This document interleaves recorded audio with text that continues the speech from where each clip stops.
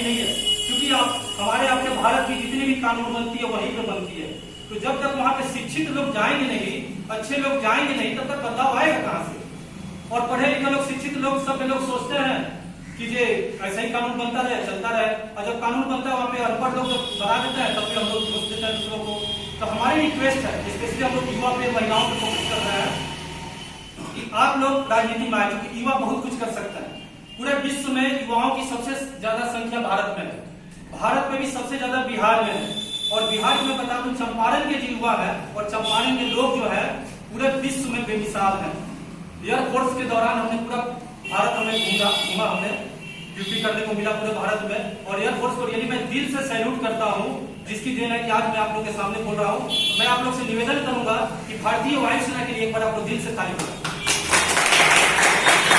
क्योंकि सरहद पे सैनिक है और खेतों में किसान है, यही दोनों काम कर रहे हैं तो हम आप सभी सुखी है, सुरक्षित है। अगर किसान अन्न नहीं पैदा करेंगे तो हमारा आपका पेट नहीं भरेगा। सरहद पे अगर सैनिक नहीं सेवा करेंगे, देश की रक्षा नहीं करेंगे तो हम आप सुरक्षित नहीं करेंगे। और देश की जान है फौजी और किसान, और इसी और फौजी किसान के बीच में सभी को आता है, चाहे व्यापारी हो, चाहे नौकरी वाली हो, कोई भी हो, हर वर्ग किसी में आता है। क्योंकि शहर में देखे पैसा कहां से आता है? गांव से आता है पैसा। गांव में पैसा कौन है? किसान, खेती से आता है। तो जो देश की रीढ़ है, जो भारत को कहा जाता है भारत गांव का देश है, तो रियली है आज भी सुख संपन्नता सब कुछ गांव में ही है। अभी कोरोना महामारी में आपको देखेंगे लोग कहां दिल्ली बॉम्बे थे, अंत में लोग अपने गांव को ही वापस आए। तो ये फौजी किसान पार्टी जो नाम है बहुत सोच समझ के रखा हुआ है। देश की जान फौजी और किसान, रियली फौजी और किसान है तो है। इसके बिना आप देश की अच्छी कल्पना ही नहीं कर सकते। और फौजी किसान को जब तक आप हम इज्जत नहीं देंगे तब तक हमारा भारत कभी भी महान नहीं बन सकता है, विश्व गुरु नहीं बन सकता है। बहुत सारे राजनेता कहते हैं कि हम भारत को विश्व गुरु बनाएंगे। भाई अपना बताइए तो सिद्धांत क्या है? आप किस बेस पे काम कर रहे हैं? अगर इतना बना रहे तो आज किसानों की स्थिति ऐसी दयनीय नहीं होती, किसान आत्महत्या नहीं करते, सीमा पे सैनिक सुसाइड नहीं करते। कितने सैनिक सुसाइड कर लेते हैं, क्यों? क्योंकि स्थिति उनकी ज्यों की त्यों है। मैं एयरफोर्स से हूँ, मुझे पता है फौजियों की लाइफ क्या होती है। मैं -20 डिग्री पे लेह में भी रहा हूँ, जैसलमेर में भी मैं रहा हूँ, जहाँ इतनी हाई टेम्परेचर रहती है। पूरा भारत का मैं कोना घुमा हूँ, मुझे पता है। जंगल में भी रहा हूँ, जहाज पे भी घुमा हूँ, हेलीकॉप्टर पे घुमा हूँ, एसी में भी घुमा हूँ, जनरल में भी चलता हूँ, और रोड पे पैदल भी चलता हूँ। खेती बाड़ी भी है, सब कुछ मुझे पता है। और ये सब एयरफोर्स की देन है, एयरफोर्स ने हमें उस लायक बनाया। तो जहां तक है ये प्रेस कॉन्फ्रेंस करने का पार्टी का, सिर्फ लोगों में एक जागरूकता लाना है कि भाई अभी तक आपने जो भी किया, जितने लोगों को देखा आपने, स्पेशली बिहार की हम लोग बात कर रहे हैं, अभी पूरे देश की हम लोग बात नहीं कर रहे हैं। आज देखें आजादी के इतने साल बाद भी आज अपना बिहार सबसे पीछे हो गया है, उड़ीसा से भी पीछे हो गया। हम लोग हो गया कि नहीं हो गया? क्या रीजन है? या तो यहाँ के राजनेता नहीं करना चाहते हैं या उनको पता नहीं है। स्पेशली हम चंपारण की बात करें, चंपारण में देखें आज भी अपने यहाँ एक भी नर्सिंग कॉलेज नहीं है, लॉ कॉलेज नहीं है, मैनेजमेंट कॉलेज नहीं है, डिग्री कॉलेज नहीं है, कुछ भी है शिक्षा के नाम पे। इतने सांसद विधायक हुए, उनके दिमाग में क्यों ये चीजें आई कि यहाँ भी तो शिक्षा का होना चाहिए, सब कॉलेज है। आज अगर किसी हमारे आपके घर के किसी लड़की को अगर नर्स बनना है तो यहाँ पे है कोई कॉलेज अपने चंपारण में, पश्चिम चंपारण में? कुछ नहीं है शिक्षा के नाम पे। उसी तरह से हम बात करें, अगर स्वास्थ्य की बात करें तो हॉस्पिटल्स की जगह अपने पश्चिमी चंपारण में एक भी ढंग का हॉस्पिटल नहीं है। ऐसे स्वास्थ्य व्यवस्था तो पूरे बिहार की एकदम बुरा हाल है उसका। आप लोग खुद देख रहे हैं कोरोना में की क्या स्थिति है। और सरकार को हम दोष नहीं देंगे, क्योंकि हमने आपको ही चुन के भेजा है, हमने आपको ही। और ये कहते हैं कि बदलाव प्रकृति का नियम है, बदलाव कष्टदायक होता है लेकिन अच्छे के लिए होता है। अब हमें आपको, जनता को, सबको सोचना है कि बदलाव करना चाहिए। और आप हमारी आपसे रिक्वेस्ट है कि आप बदलाव कीजिए भी, क्योंकि बदलाव जब तक नहीं करेंगे तब तक सुधार की संभावना नहीं है। जहां तक बात है फौजी किसान पार्टी का उद्देश्य आप लोगों को बताया, पहला है हम लोग जात और धर्म की कोई बात नहीं करते, जात धर्म की राजनीति नहीं करेंगे। फौज में जैसे होता है वही सेम सिद्धांत पे हम लोग यहाँ भी अपने बिहार और पूरे भारत में हम लोग जात धर्म से ऊपर की राजनीति करेंगे और सकारात्मक राजनीति करेंगे। किसी को हम लोग दोष नहीं देंगे, किसी राजनेता को भी, किसी को भी। दूसरी है भूतपूर्व सैनिकों की बात करें, वो 20 साल, 25 साल, 30 साल अपनी बचपना और जवानी देश के सरहद पे देते हैं, लोगों की, जनता की, आम जनता की रक्षा के लिए। और परिवार उनका घर पे रहता है, उनके बच्चे, उनको न सही प्यार मिल पाता है, न सही शिक्षा मिल पाता है, और न ही उनकी संपत्ति की रक्षा हो पाती है।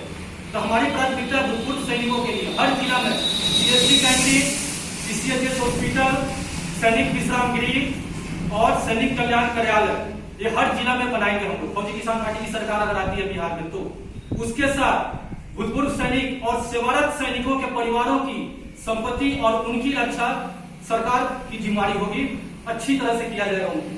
तीसरी बात करें किसानों के लिए, किसानों की स्थिति आज भी बहुत बुरा हाल है। हम देख रहे हैं क्षेत्र में घूम रहे हैं, यहाँ पे चंपारण में, पूरे बिहार में घूम रहे हैं।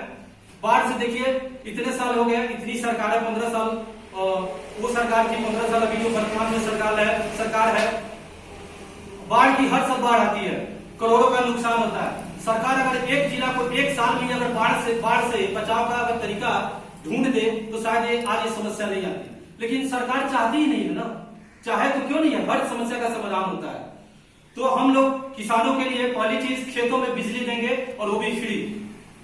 दूसरी चीज, किसानों का जो फसल होता है उनका सही कीमत नहीं मिलता है। यहाँ पे जैसे पैक्स की व्यवस्था है जो कि पूरी तरह से असफल है, निष्क्रिय है। हम लोग उसको खत्म करके हम लोग मंडी व्यवस्था लाएंगे। यहाँ पे किसानों के खेत में धान हो रहा है, गेहूं हो रहा है, उसको ले जाएंगे सरकारी मंडी में, वहाँ पे सरकारी स्टाफ होंगे, वहाँ को तौलाएंगे और उसका सही कीमत, सरकारी कीमत 1 महीना के अंदर उनके खाते में चला जाएगा और उस पैसे को अपना कुछ भी करेगा। यानी उनकी स्टोरेज की समस्या दूर हो जाएगी और उनका फसल का सही कीमत मिलेगा, बिचौलिए नहीं आएंगे उसमें। किसानों के लिए 2 काम हम लोग करेंगे और ये 2 काम अगर हो गया तो किसानों की जिंदगी 100% अच्छी हो जाएगी। बिजली हम लोग फ्री देंगे, उनके खेतों में बिजली पहुंचाएंगे। चौथी हम लोग बात करें, फौजी किसान पार्टी का उद्देश्य, इसलिए बिहार के लिए मैं बात कर रहा हूँ। युवाओं की बात करें, पूरे भारत में सबसे ज्यादा युवा बिहार में है और जो भ्रमित है उनको पता ही नहीं कि मंजिल कहाँ है, कहाँ जा रहे हैं, और विभिन्न राजनीतिक पार्टियां उनको मिसयूज कर रही है। ये पोस्ट को प्रपोज करके और उनके करियर के साथ खिलवाड़ कर रही है। शिक्षा तो है ही नहीं, शिक्षा तो आप देख रहे हैं चौपट हो गया है। उनके लिए हम लोग का प्लान है, हर एक प्रखंड में स्मॉल इंडस्ट्री के साथ साथ मल्टीनेशनल कंपनी को हम इन्वाइट करेंगे और डिफरेंट कंपनीज के मालिक से बात करके हर प्रखंड में हम लोग एक उद्योग लगाने का हम लोग व्यवस्था करेंगे। प्लस आईटी कंपनीज को हम इन्वाइट करेंगे और जो भी हो पाएगा ताकि रोजगार जनरेट हो, और जो कंपनी उस प्रखंड में रहेगा वहां के उस प्रखंड के 50% लोगों का रिजर्वेशन उस कंपनी में, फैक्ट्री में रहेगा, जिससे वहां की समस्या दूर हो जाएगी। इससे बेरोजगार युवाओं की समस्या दूर करने की हम लोग ये प्लान किए हुए हैं। पांचवी हम लोग बात करें महिलाओं की सुरक्षा की। महिला आज भी सुरक्षित नहीं है। आप आए दिन आप लोग देख रहे होंगे रेप होता है, आए दिन आप लोग मुजफ्फरपुर का कांड भी देखोगे, बालिका सुरक्षा गृह का जो था।